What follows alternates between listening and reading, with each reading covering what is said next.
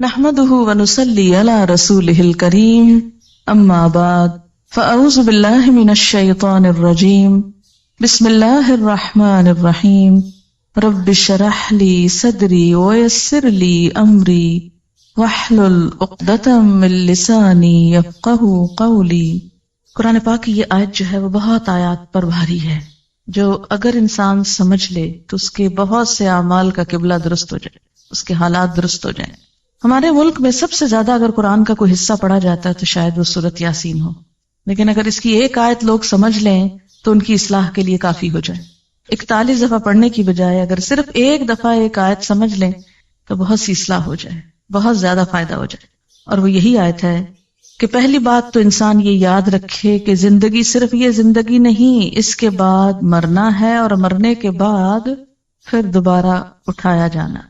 انا نحن نحیی الموتى، موتا کس کی جمع ہے؟ میت کی۔ ساری میتوں کو پھر اٹھائیں گے، سب مرنے والوں کو زندہ کریں گے، اور سب مرنے والے اپنے پیچھے جو آثار چھوڑ کے جا رہے ہیں اور زندگی میں جو کر کے جا رہے ہیں وہ سب بھی ہم لکھ رہے ہیں، اور ایسی کتاب میں لکھ رہے ہیں جو بالکل صاف ستھری واضح، جس کا ہر لفظ اور ہر لائن پڑھی جاتی ہے۔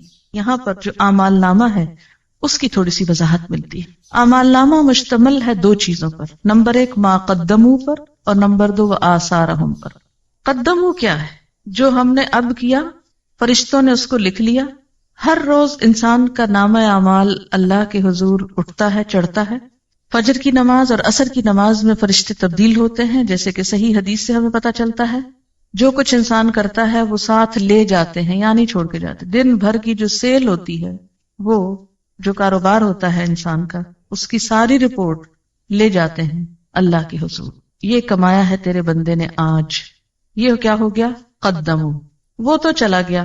لیکن کچھ چیزیں بعد میں بھی باقی رہتی، وہ دو طرح کی۔ ایک تو وقتی اثرات جو انسان کے اپنے مثلاً ہاتھوں کے نشان ہیں۔ آپ نے کوئی چیز پکڑی، مثلاً میں نے اگر اس کتاب کو پکڑا، اٹھایا، یہاں لائی، تو اس پر جو میرے ہاتھ لگے، فنگر پرنٹس لگی، جو نشان لگے، وہ سب بھی ریکارڈ ہوتے ہیں۔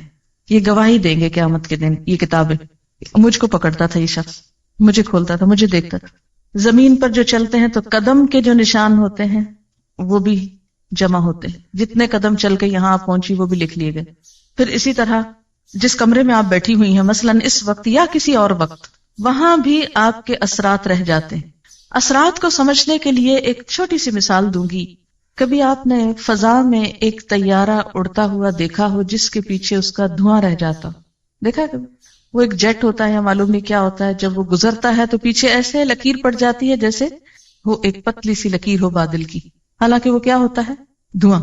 اچھا، اب آپ دیکھیے کہ زمین جس پہ ہم موجود ہیں، کیا یہ ایک جگہ رکھی ہوئی ہے؟ کہاں پر ہے؟ کیا کر رہی ہے زمین؟ گھوم رہی۔ اس کی دوہری حرکت ہے، وہ سورج کی گرد گھوم رہی ہے اپنے سولر سسٹم کے اندر۔ پھر سورج بھی گھوم رہا ہے سارے سسٹم کو لے کے، کس کے گرد؟ گیلیکسی کے نیوکلس کی گرد۔ اب اس کو آپ تشبیہ دے دیں ایک طیارے سے، کہ ہم سب ایک جہاز پہ بیٹھے ہوئے اس وقت، زمین کے جہاز پر، اور یہ جہاز کائنات میں اڑ رہا ہے۔ آج یہاں تھا، کل وہاں ہے، پرسوں وہاں ہوگا، اور گھومتے گھومتے گھومتے کہاں سے کہاں پہنچ گیا۔ اچھا، زمین سورج کے گرد چکر کاٹتی، ٹھیک ہے؟ ایک سال میں زمین سورج کے گرد چکر لگاتے ہوئے 59 کروڑ میل سفر طے کرتی۔ گویا ہم سب اس زمین پہ بیٹھے ہوئے سال میں 59 کروڑ میل سفر کر چکے ہوتے ہیں، کائنات کا، خلا کا۔ جہاں جہاں سے وہ گزری، ہمارے اثرات فضا میں پرنٹ لگتے گئے، لگتے گئے، لگتے گئے، ہر جگہ لگ رہے ہیں۔ پوری فضا کے اندر ہمارے پرنٹس موجود ہیں، جو ہم زمین پہ کھڑے، بیٹھے، لیٹے، سوئے، جاگے، ہر جگہ لگا رہے ہیں آثار۔ یعنی یہ فضا اس وقت جو یہاں ہے، یہ ہر وقت یہاں نہیں ہوتی۔ ہم ہر وقت اس کمرے میں تو ہیں، لیکن اس کے باوجود یہ جو ایٹماسفیئر ہے نا، یہ تبدیل ہوتا ہے۔ سورج اور ہمارے درمیان کا جو خلا ہے نا، یہ چینج ہوتا رہتا ہے ہر وقت۔ جہاں جہاں ہم جاتے ہیں، زمین کے اوپر بیٹھ کے وہ کائنات کے اندر وہاں وہاں وہاں وہاں گھوم رہے ہیں ہم، اور ہر جگہ ہمارے پرنٹس لگے جا رہے ہیں، لگے جا رہے ہیں، لگے جا رہے ہیں۔ اب آپ دیکھیں کہ جو لوگ اچھے پرنٹس بنا رہے ہیں وہ بھی لگ رہے ہیں، اور جو لوگ غلط کاموں کے اوپر ہاتھ لگا رہے ہیں، حرام چیز پکڑی آپ نے ہاتھ سے، لگ گیا نا آپ کا ہاتھ، اس پہ پرنٹ پڑ گیا نا۔ آپ کی چیز نہیں، آپ اس کو پکڑے پھرتے ہیں، وہ بول اٹھے گی قیامت کے دن، یہ میرا قلم نہیں تھا، یہاں بہت سے جوتے رکھے ہوئے رنگ رنگ کے، طرح طرح کے، قیمتی، نئے پرانے. آپ کہتے واہ رے یہ کیا جوتا غضب کا ہے، اٹھا لے جاؤ گھر، خوشی سے پہن جائیں. لیکن ہوگا کیا؟ جس جوتے کے ساتھ جو آپ کا نہیں اور آپ اسے پہن کے لیے پھرتے، جہاں جہاں وہ جوتا پڑ رہا ہے آپ کے پاؤں کے ساتھ آپ کے خلاف نشان لگ رہے ہیں. مالک کا تو آپ نے ایک نقصان کیا نا کہ اس کا چند 100 روپے یا 1000 روپے کا جوتا آپ نے چرا لیا، لیکن سوچیں کہ بدلے میں آپ نے اپنا نقصان کتنا بڑا کیا، کتنے نشان لگوا دیے حرام کی چیز کے ساتھ. کوئی بھی چیز جو آپ کی نہیں کسی کی ہے، آپ نے لے رکھی ہے، قبضہ جما رکھا ہے، غصب کر رکھا ہے، آپ کے ہاتھوں کے نشان جو اس پر ہیں اور اس چیز کے نشان جو آپ پہ پڑے، قیامت کے دن یہ بول اٹھیں گی چیزیں. آپ صلی اللہ علیہ وسلم فرمایا تھا نا کہ کوئی قیامت کے دن اس حال میں نہ آئے کہ اس کے کندھے کے اوپر ایک بکری لدی اور ممیا رہی ہو اور گھوڑا ہو ننا رہا ہو اور یہ کہ یا رسول اللہ میری مدد کیجئے، تو میں مدد نہیں کروں گا، میں آج بتا کے جا رہا ہوں کہ کسی کا ناحق مال مت چرانا. اب آپ دیکھیے کہ یہاں پر کیا بتایا جا رہا ہے کہ انا نحن نحیی الموتى ونکتب، ہم لکھ رہے ہیں ما قدموا، جو یہ آگے بھیج رہے ہیں، روز کے کام، باتیں جو ہم کرتے ہیں سارا دن لکھ لی جاتی. بالکل ایسے جیسے کیسٹ سے کسی کا لیکچر لکھا جاتا، ایسے ہی ہمارے منہ کے اندر جو پلیئر لگے ہوئے ہیں بولنے والے، جو بولتے ہیں فرشتے بیٹھ کے ٹرانسکرائب کرتے رہتے ہیں، اور جو ہم ایکشنز کرتے ہیں وہ بھی لکھتے جاتے ہیں. وہ سارا پلندہ شام کے وقت لے جاتے ہیں، جا کے جمع کرا دیتے ہیں. یہ ہے قدمو، چلے گئے، آگے بھیج دیے. خود ابھی ادھر بیٹھے ہیں لیکن روز آگے بھیج رہے ہیں، آگے جانے سے پہلے وہاں بھیج رہے ہیں اپنے اعمال. اور کچھ ایسے ہیں کہ جب آگے ہم خود چلے جائیں گے تو پیچھے رہ جائیں گے. آثار، اثرات. وہ اثرات دو طرح کے ہیں، ایک کون سے؟ جو ہم ہر وقت لگا رہے ہیں اپنے سراؤنڈنگ میں، ہر طرف کیمرے فٹ ہیں، تصویریں کھینچ رہی ہیں ہماری مفت میں. اور دوسرے جو آئندہ نسلوں پر آنے والے اثرات ہیں، ایک موجودہ اثرات اور ایک آئندہ نسلوں پر آنے والے اثرات. ایک تو وہ امپریشنز جو آپ آج کل آگے پیچھے چھوڑ رہے ہیں. اچھا، کوئی بھی انسان جو آپ کو دیکھتا ہے تو آپ کا ایک امپریشن پڑتا ہے نا اس پر. یہ ٹرم تو بہت استعمال ہوتی ہے، پتہ نہیں کیسا امپریشن پڑا ہوگا. یہ امپریشن جو ہے یہ آثار ہیں، جو آپ کا امپریشن پڑ رہا ہے آگے پیچھے دائیں بائیں، یہ آپ کے اثرات ہیں کہ آپ کی شخصیت، آپ کا مزاج، آپ کی گفتگو، آپ کا بیہیویئر، آپ کا لین دین معاملہ، جو کچھ ہے، اس کے جو اثرات دوسروں پہ پڑ رہے ہیں وہ بھی لکھے جا رہے ہیں. بعض اوقات ایسا ہوتا ہے نا، بظاہر ہم بہت شریف نیک انسان نظر آتے ہیں لیکن اندر سے ایسی جڑیں کاٹتے ہیں لوگوں کی بیٹھ کے، ایسے ایسے حسد بغض سینوں میں پالے ہوئے ہیں کہ جس کی وجہ سے دوسروں کو ہم پیچھے کاٹ پھینکتے ہیں. جو بھی آپ کا امپریشن سب گئے. پھر یاد رکھیے کہ ہمارے عمل صرف وہ نہیں جو ہم نے وقتی کر لیے، بلکہ ان کا ایک ایور لاسٹنگ ایفیکٹ بھی معاشرے پہ پڑ رہا ہے. اور وہ کیا ہے کہ ہمارے بعد ہمارے بچے کیا کرتے ہیں، یہ ہم اثرات چھوڑ کے جا رہے ہیں نا. بچے ہمارے کیا ہیں؟ ہمارے آثار ہیں، نشان ہیں. جب کوئی ماں فوت ہو جاتی ہے تو بچوں کو دیکھ کے کیا کہتے ہیں؟ مثلا دادی کیا کہتی ہے کہ خود تو چلی گئی، یہ نشانیاں چھوڑ گئی میرے پاس. تو یہ جو نشانیاں ہیں نا آپ کی، بچے آپ کے، یہ بھی آثار ہیں. پھر اسی طرح آپ کوئی کتاب لکھ گئے، اچھی یا بری جیسی بھی آپ چاہیں لکھیں، آپ کے مرنے کے بعد وہ رہ جاتی، وہ بھی آپ کے آثار ہیں. پھر اسی طرح کوئی کام آپ نیکی کا کر کے ایسا چلے جاتے ہیں جو آپ کے جانے کے بعد بھی سالوں سال چلتا رہتا ہے. مثلا عموماً ہمارے ہاں جو وقف یا ٹرسٹ بنائے جاتے ہیں وہ مرنے والوں کے نام پر ہی بنتے ہیں نا. مثلا فلانا میموریل ٹرسٹ ہوتا نا، تو یہ جو یادگاریں ہیں نا میموریل، یہ بھی آثار ہیں. کوئی عمارت آپ نے بنائی، جب تک وہ کھڑی ہے وہ یادگار ہے. یہ فلاں دور کی یادگار ہے، فلاں انسان کی یادگار ہے. یہ جن کو آپ یادیں کا نام دیتے ہیں نا، یعنی آپ کو کن ناموں سے یاد کیا جاتا ہے، کن کاموں سے آپ یاد کیے جاتے ہیں، یہ بھی آثار ہیں. آثار قدیمہ جن کو آپ بولتے، یہ بھی آثار ہیں. یہ سب کچھ لکھا جاتا ہے. اسی طرح انسان منہ سے جو آواز نکالتا ہے، یعنی جب ہم بولتے ہیں نا، یہ بولنا جو ہوتا ہے یہ کیسے عمل میں آتا ہے. آپ ذرا ہلکا سا بولے اپنے منہ کے آگے ہاتھ رکھ کے، تجربہ کریں، کہیں بسم اللہ الرحمن الرحیم، سب بولے اور رکھے نا. کیوں ڈرتے ہیں اپنے منہ پہ ہاتھ رکھنے سے؟ بولیے بسم اللہ الرحمن الرحیم. ہاتھ پہ کیا چیز پڑی ہے آپ کے؟ وائبریشن ہے نا. یہ جو وائبریشنز ہیں ان کے بارے میں جدید تحقیق یہ ہوئی ہے کہ یہ ختم نہیں ہوتی منہ سے نکل کے، یہ فضا میں محفوظ ہو جاتی. اسی طرح انسان جو عمل کرتا ہے اس کے بعد اس کا عکس حرارتی لہروں کی شکل میں مستقل طور پہ دنیا میں موجود ہوتا ہے. مثلاً آپ غور سے کسی چیز کو دیکھیے اور پھر آنکھیں بند کیجیے, کچھ عکس نظر آ رہا ہے آنکھ میں, آتا ہے نا؟ تو یہ جو عکس آپ کی نگاہوں میں رہ گیا نا, یہ صرف آپ کی نگاہوں میں نہیں, وہ کسی اور کے نگاہوں میں بھی یہ سارے عکس موجود ہیں آپ کے جانے کے باوجود. یہاں تک تحقیق ہو رہی ہے کہ قدیم بڑے بڑے بادشاہوں کے عکس فضا میں سے نکالنے اور تلاش کرنے کی کوشش کی جا رہی ہے, یعنی یہ تو پرووڈ ہے کہ وہ محفوظ ہیں. ان کو ڈسکور کیسے کیا جائے, نکالا کیسے جائے, اس پہ اب کوشش ہو رہی. کہتے کہ کسی حد تک کچھ نہ کچھ کامیابی ہو گئی, اور بعض لوگوں کی آوازیں اسی طرح ریکال کی جا رہی ہیں.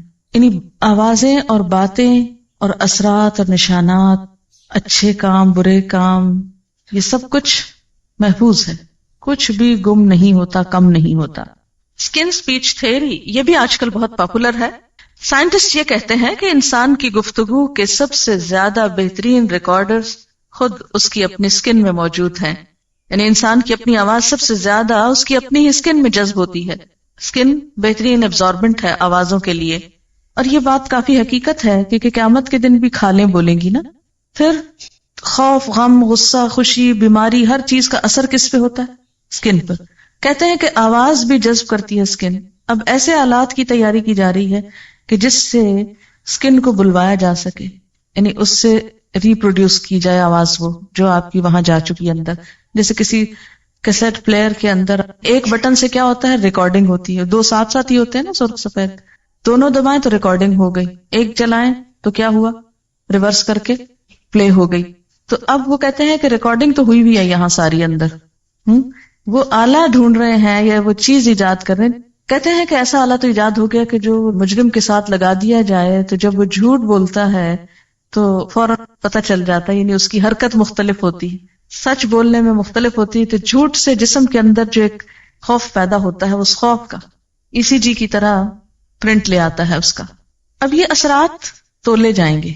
آپ کی زندگی میں آپ کا امپریشن کیسے پڑا دوسرے لوگوں پر, وہ آپ کی وجہ سے دین کے کتنے قریب آئے اور دین سے کتنے بھاگ گئے, آپ کو دیکھ کر کتنے لوگوں کو خدا یاد آیا اور کتنوں کو شیطان یاد آیا, آپ کو دیکھ کر کتنے لوگ دین کی طرف آئے اور کتنے لوگ بہت دور چلے گئے.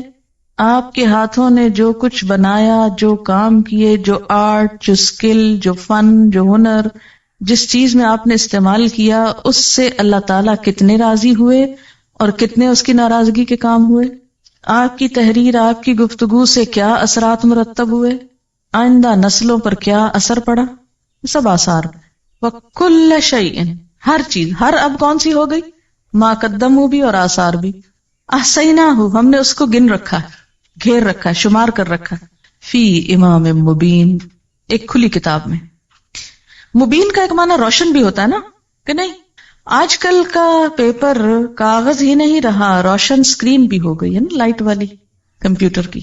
امام مبین, مبین روشن. تو دنیا میں انسان نے خود ہی روشن شیٹ بنا لی ہے. اللہ کے ہاں تو معلوم نہیں اور کیا لیٹسٹ چیزیں ہوگی, کیونکہ جب وہ روشن ہوتی ہے نا وہ اسکرین تو اس پر کچھ اور نظر آتا ہے. جب وہ ڈارک ہو جاتی ہے, روشنی ختم ہو جاتی ہے, تو لکھا ہوا بھی نظر نہیں آتا, سب کچھ چھپ جاتا ہے.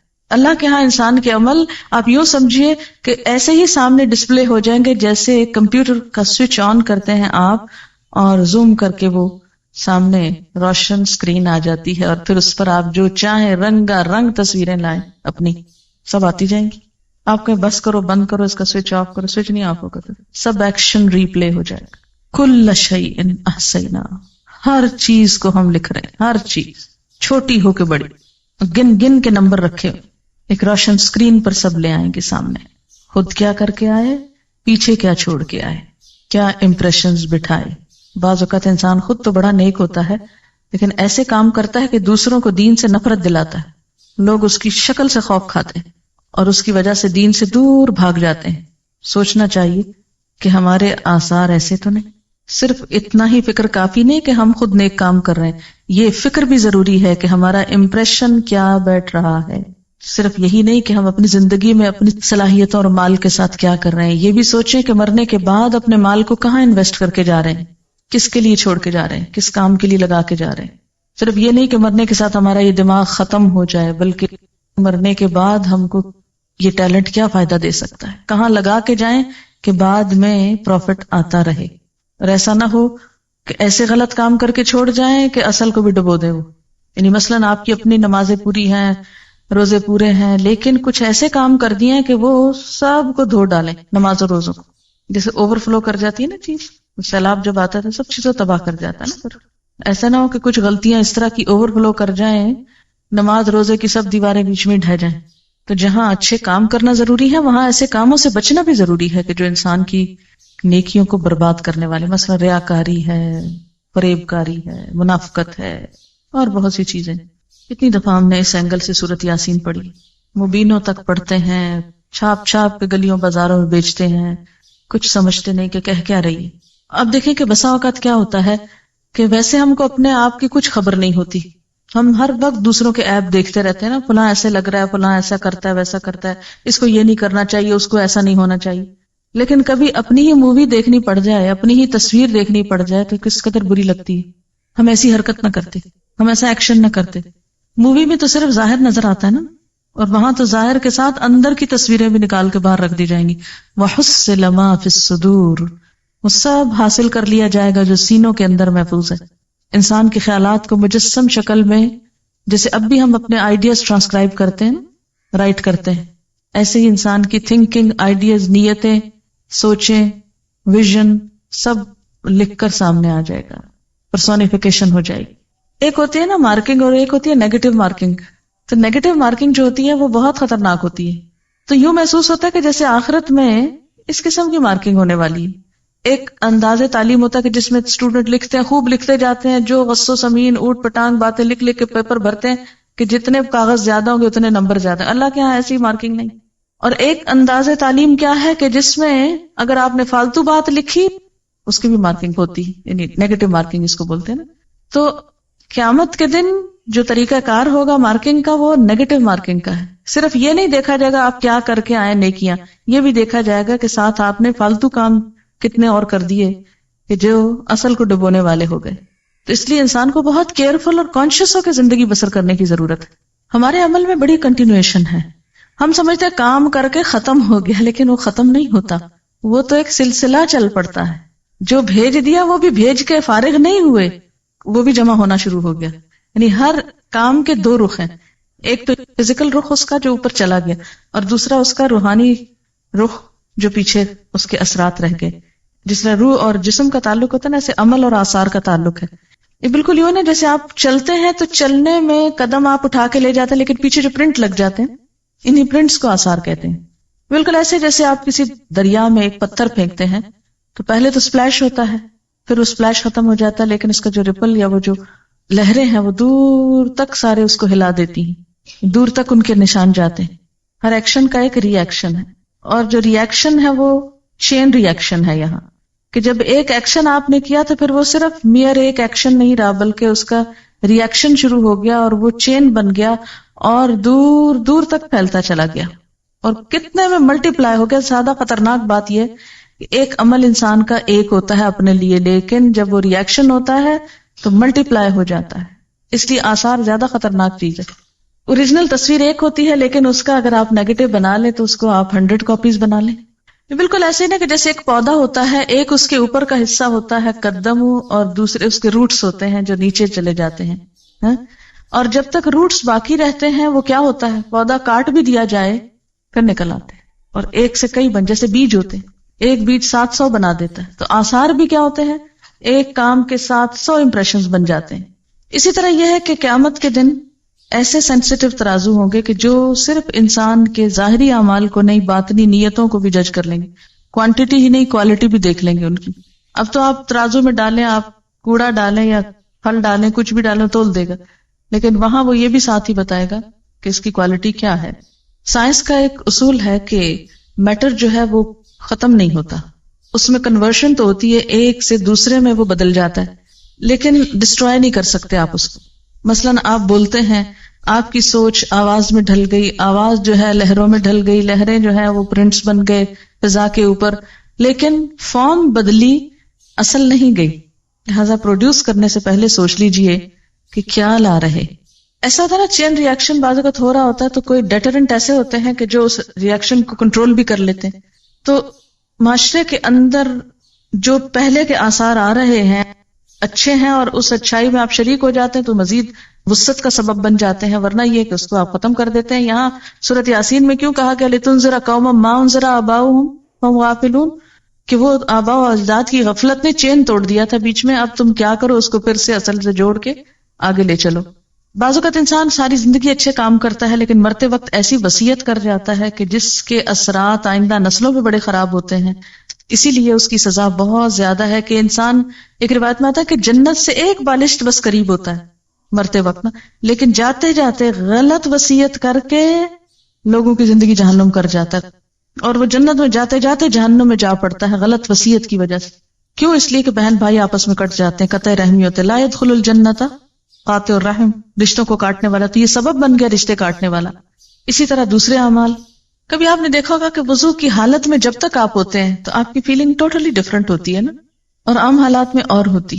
تو ایک آپ کے عمل کا خود آپ کی ذات پر بھی تو امپریشن پڑ گیا نا. جب قیامت میں یہ اسکرین کھلے گی سب کے آگے تو بہت شرمندگی ہوگی. اس سے پہلے ہی ہم اپنا ڈیلی سیلف انالیسس خود احتسابی شروع کریں اور اپنے اعمال کی، یعنی صرف ڈیلی نہیں بلکہ پچھلی ساری زندگی کو بھی ذرا پرکھ لیں کہ ہم کیا کچھ کر چکے ہیں اور اس پر اس کا توڑ کیسے کرنا ہے، مداوع کیسے کرنا ہے. فرمایا کہ ہم مردوں کو زندہ کریں گے، اور اگر ہم اس کو عام معنوں میں لیں تو اس کا معنی کیا ہے؟ یقیناً ہم مردوں کو ضرور زندہ کریں گے. اب دیکھیں انداز بہت سٹرونگ ہے.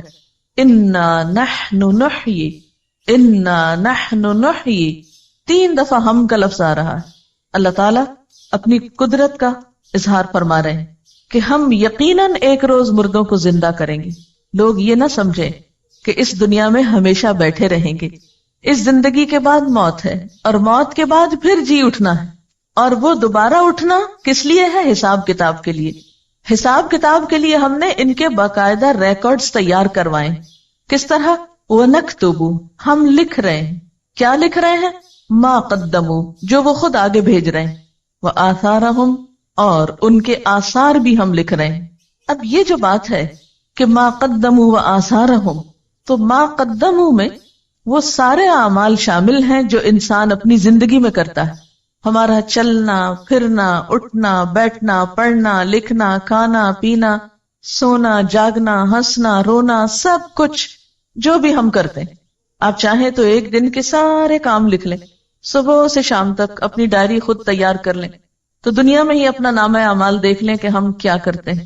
جتنی دفعہ ڈانٹ ڈپٹ کرتے ہیں، لڑتے جھگڑتے ہیں، چیختے چلاتے ہیں، جھوٹ بولتے ہیں یا سچ بولتے ہیں، جو بھی کرتے ہیں، صرف ایک دن کا پورا ریکارڈ تیار کر. تو اللہ تعالیٰ فرماتے وَنَكْتُبُ، ہم لکھ رہے ہیں. تم لکھو یا نہ لکھو، تم اپنی ڈائری لکھو یا نہ لکھو، تم یاد رکھو یا نہ رکھو، تم ریکارڈ رکھو یا نہ رکھو، ہم لکھ رہے ہیں، ہم ریکارڈ تیار کرا رہے ہیں. کس چیز کا؟ مَا قَدَّمُوا، جو وہ خود آگے بھیج رہے ہیں، جو اس زندگی میں کر رہے ہیں. جیسا کہ سورۃ القیامہ میں آتا ہے يُنَبَّأُ الْإِنسَانُ يَوْمَئِذٍ بِمَا قَدَّمَ وَأَخَّرَ، اس روز انسان کو اس کا سب اگلا پچھلا کیا کرایا سب کچھ بتا دیا جائے گا. وَآثَارَهُمْ، اور ان کے آثار بھی لکھ رہے ہیں. آثار کا لفظ جو ہے یہ اثر سے نکلا ہے. اثر کہتے ہیں قدموں کے نشان کو. اثر کا لفظی معنی کیا ہے؟ پاؤں کا نشان. جب انسان کہیں چل کے جاتا ہے تو اس کے پیچھے جو فٹ پرنٹس اس کے ہوتے ہیں اس کو اثر بولتے ہیں. تو مراد اس سے کیا ہے کہ انسان اپنی زندگی میں جو کچھ کرتا ہے وہ بھی لکھا جاتا ہے، اور اس کیے کا جو اثر باقی رہتا ہے، جو اس کا امپریشن بنتا ہے وہ بھی لکھا جاتا ہے. اثر کا ایک معنی امپریشنز بھی آپ لکھ سکتے ہیں کہ ہمارے جو امپریشنز بنتے ہیں وہ بھی لکھے جاتے ہیں. اب یہ آثار یا امپریشنز 2 طرح کے ہوتے ہیں. ایک تو امپریشنز جو ہمارے دائیں بائیں آگے پیچھے ہر چیز پہ پڑ رہے ہیں. مثلا یہ دیواریں بھی ہمیں دیکھ رہی، یہ چھت بھی ہمیں دیکھ رہی، جس زمین پر آپ ہیں وہ بھی آپ کا ایک امپریشن لے رہی ہے کہ آپ یہاں اس وقت کیا کر رہے ہیں. آپ باہر کھلی فضا میں نکلتے ہیں، جو بھی کوئی آپ کو دیکھتا ہے، ہاں کوئی راہ گزرتا ہوا آپ کو دیکھتا ہے تو آپ سے ایک امپریشن لے کے گزرتا ہے، وہ بھی لکھ لیا جاتا ہے. اب یہ جو امپریشنز ہیں چاروں طرف در و دیوار کے اوپر چھپنے والے، ہر طرف دائیں بائیں آگے پیچھے اوپر نیچے گویا مووی کیمراز لگے ہوئے ہیں، 24 گھنٹے تصویریں کھنچ رہی. کہیں چلے جائیں پیچھے پیچھے ہے یہ فوٹوگرافر، ہر جگہ مووی بن رہی، ہر چیز اثر قبول کر رہی، ان کو آثار کہتے ہیں۔ ایک تو نا جو ہم کر رہے ہیں تو یہ فرشتے لکھ رہے ہیں، جیسے قرآن پاک میں آتا نا وَإِن كُلُّ نَفْسٍ لَمَّا عَلَيْهَا حَافِظ، کوئی شخص ایسا نہیں کہ جس پر کوئی نگران نہ ہو۔ تو گویا نمبر 1 اللہ تعالیٰ خود نگرانی فرما رہے ہیں۔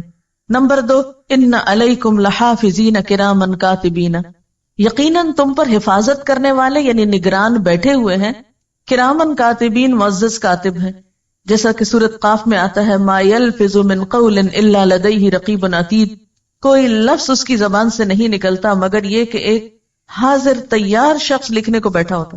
دائیں بائیں 2 فرشتے دن رات بیٹھے ہوئے لکھ رہے ہیں۔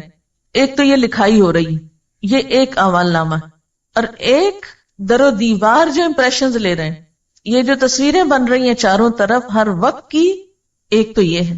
اور آثار کا ایک دوسرا معنی بھی ہے، اور وہ ہے دنیا سے جب انسان چلا جاتا ہے، مرنے کے بعد اس کے جو اثرات دنیا میں باقی رہتے ہیں، جو اس کی یادیں باقی رہتی ہیں، جو اس کے کام باقی رہتے ہیں، جو اس کا نمونہ دنیا میں باقی رہتا ہے، جو لوگوں کی زبان پر اس کے حق میں یا خلاف گواہیاں باقی رہتی ہیں مرنے کے بعد، یہ سب کچھ آثار میں شامل ہے، یہ سب بھی لکھا جائے گا۔ گویا نامہ اعمال صرف ان اعمال پر مبنی نہیں جو ایک انسان اپنی زندگی میں کرتا ہے یا جو فرشتے لکھ لیتے ہیں، بلکہ زمین و آسمان کی، دائیں بائیں کی اور لوگوں کی گواہی بھی لی جائے گی۔ تو انسان کے تمام اعمال جو ہیں وہ سارے کے سارے ریکارڈ ہو رہے ہیں، ان کے جو امپریشنز ہیں وہ بھی لکھے جا رہے ہیں۔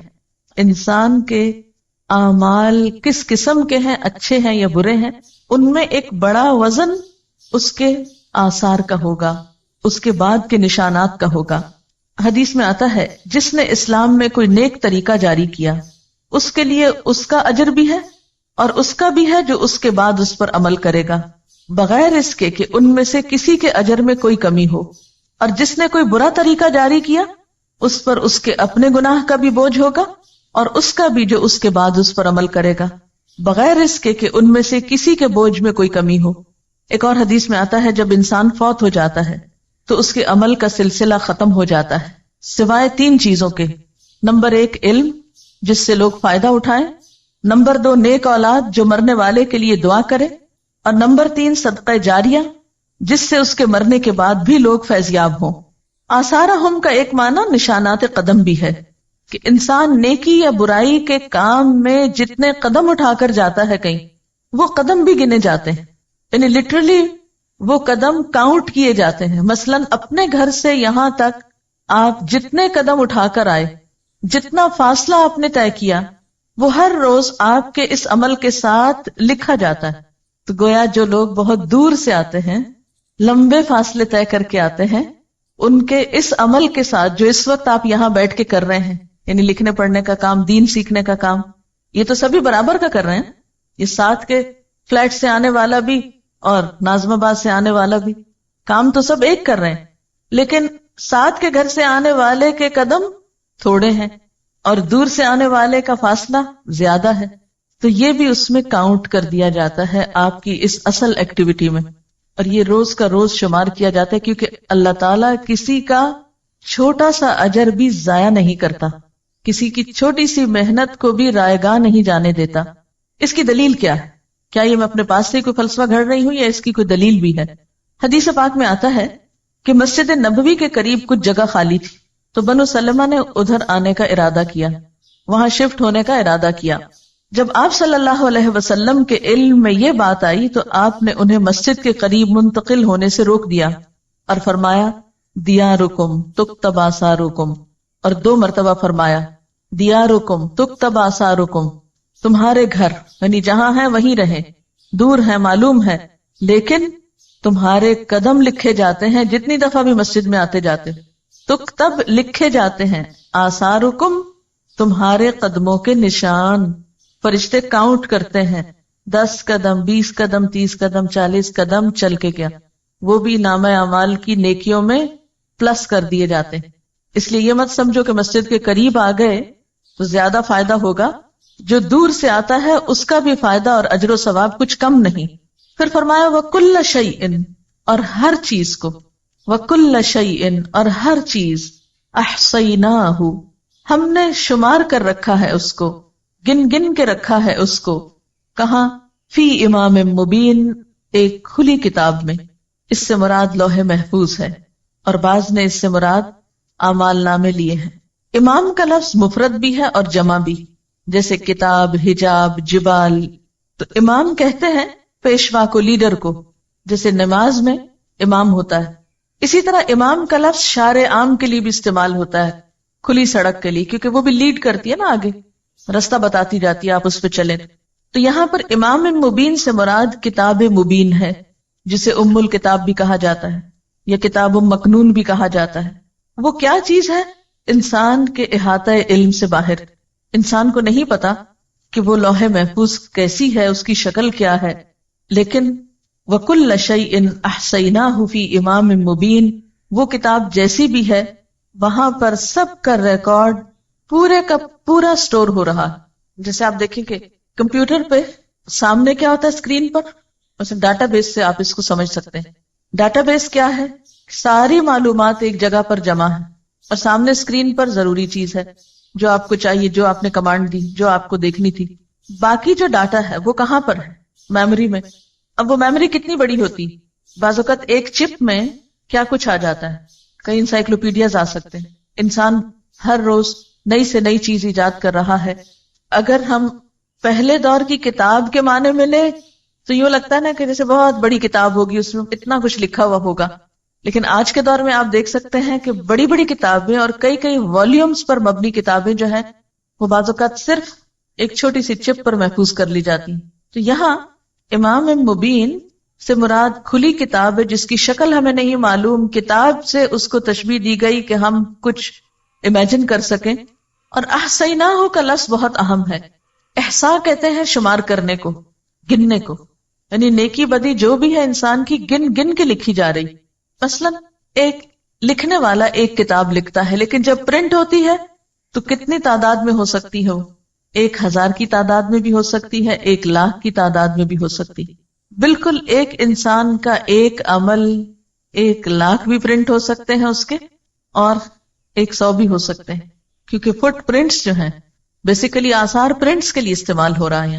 آپ نے ایک اچھا کام کیا، اللہ تعالیٰ کے ہاں 10 گنا 700 گنا تک اس کا اجر لکھا جاتا ہے، 700 گنا تک ملٹیپلائی ہوتا ہے. لیکن یہ بھی ہو سکتا ہے کہ ایک کام کئی لاکھ گنا بھی ملٹیپلائی ہو جائے. ڈپینڈ کرتا ہے کہ اثرات کہاں کہاں تک پہنچے ہیں. آج کے دور میں جو میڈیا کا دور ہے، یہ چیز اور بھی زیادہ خطرناک ہو گئی. پہلے تو ایسے ہوتا تھا کہ جیسے ہم کہیں بیٹھے ہیں تو 10-20 لوگوں نے ہمیں دیکھ لیا تو 10-20 نے اثر قبول کیا، ان 10-20 سے 10-20 اور نے دیکھ لیا. اب مشکل یہ ہے کہ ایک وقت میں ایک شخص سیٹلائٹ کے ذریعے پورے گلوب پہ دیکھا جا رہا ہے. اس کی سپیچ، اس کا ایکشن سب دیکھ رہے ہیں. جتنوں نے بھی دیکھا انہوں نے اس سے جو بھی سیکھا وہ سب اس کے کھاتے میں لکھ لیا گیا. پھر انہوں نے اس کی پیروی میں جو کچھ کیا، انہیں دیکھ کر جتنے لوگوں نے کچھ سیکھا وہ نمبر 2 کے حصے میں بھی گیا اور نمبر 1 کو بھی ساتھ ملا. پھر نمبر 3 کو دیکھ کر نمبر 4 نے جو کچھ کیا تو وہ 3، 2 اور 1 سب کو ملا، اینڈ سو آن، جہاں تک گیا. جتنی دفعہ ملٹیپلائی ہوا، جتنی جنریشنز میں گیا، وہ بڑھتا ہی چلا گیا. جیسے ایک بیج سے ایک درخت جب نکلتا ہے کتنے پتے پھوٹتے ہیں اس پہ گن سکتے ہیں آپ؟ نہیں.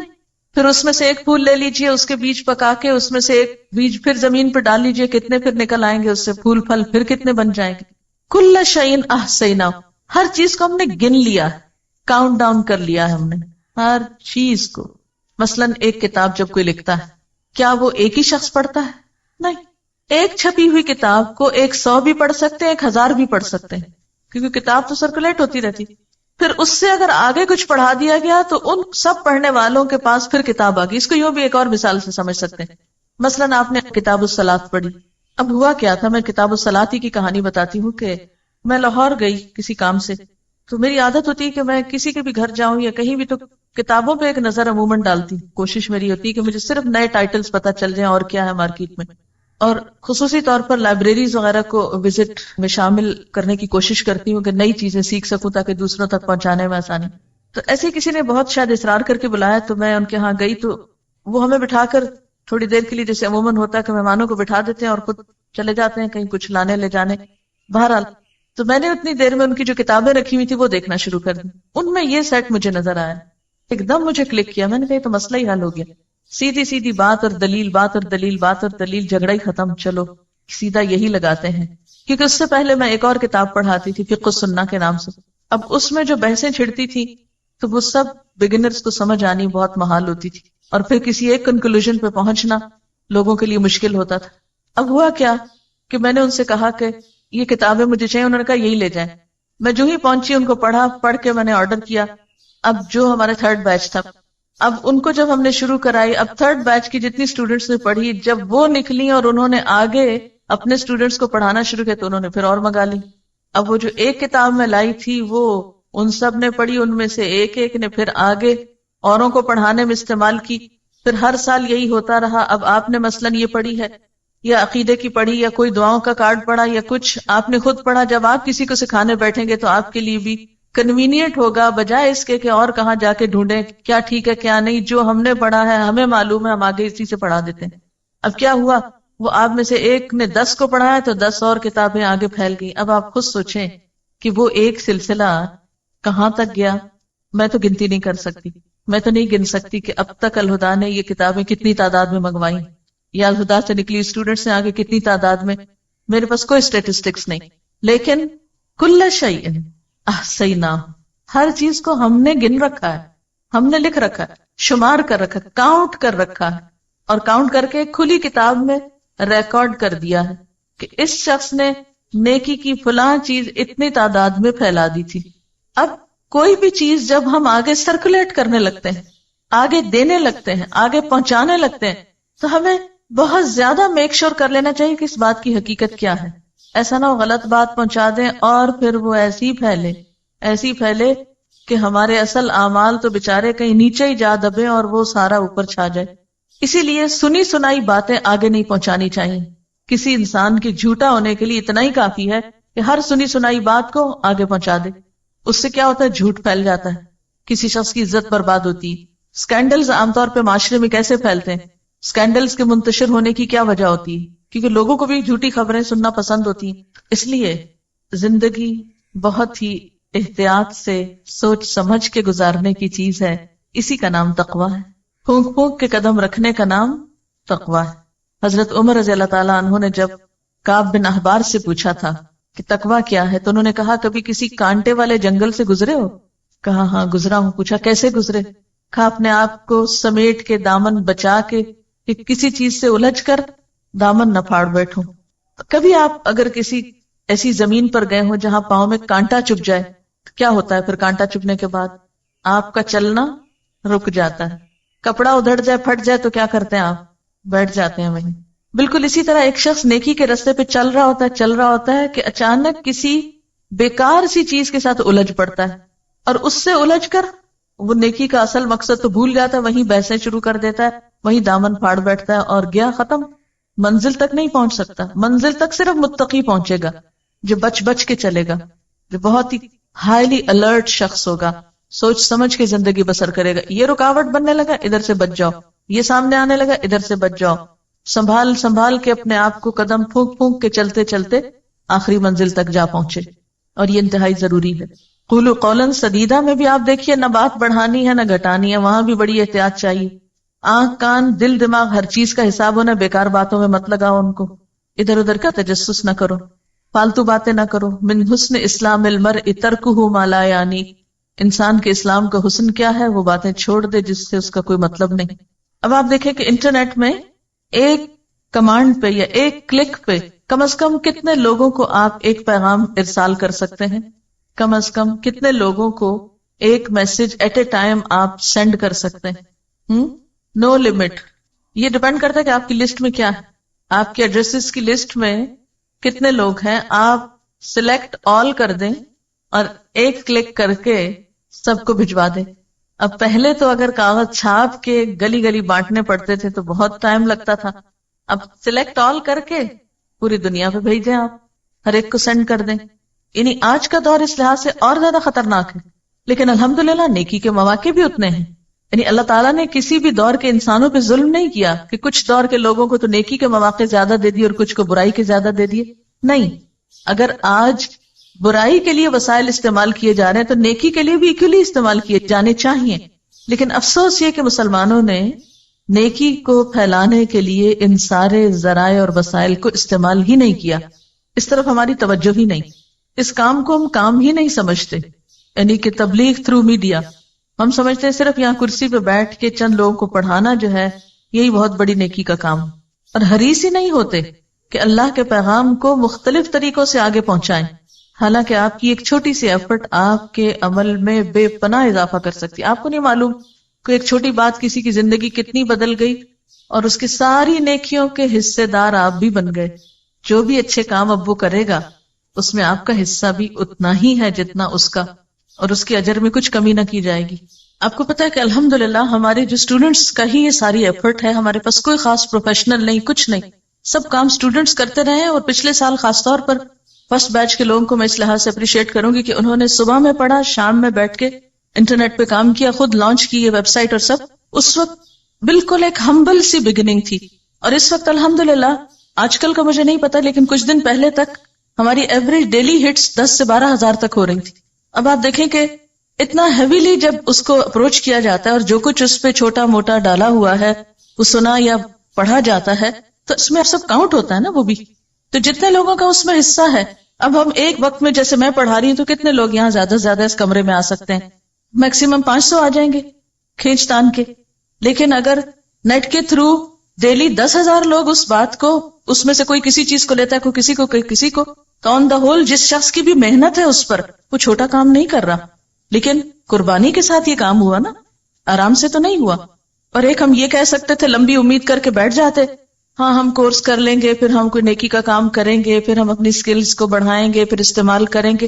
نہیں، تھوڑا تھوڑا چھوٹا چھوٹا کنٹریبیوشن جو اللہ نے آپ کو موقع دیا ہے، کیونکہ زندگی کا بھی تو لمحہ لمحہ ڈراپ ہو کے کم ہو رہا ہے نا.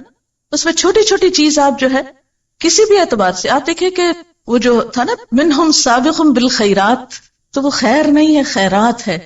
اللہ تعالیٰ نے آپ کے اندر ایسی صلاحیت رکھی ہے کہ بیک وقت آپ ایک نہیں کئی نیکیاں کما سکتے ہیں. کمنٹ، اس آیت کو پڑھ کر مجھے ایسا لگا کہ اللہ نے مجھے آئینہ دکھا دیا، اپنی حقیقت کو دیکھو. آج تک دنیاوی معاملات کے لیے امپریشن کی کیسی کیسی فکر تھی، لیکن آخرت میں پڑھنے والے امپریشن کی کبھی فکر ہی نہیں کی.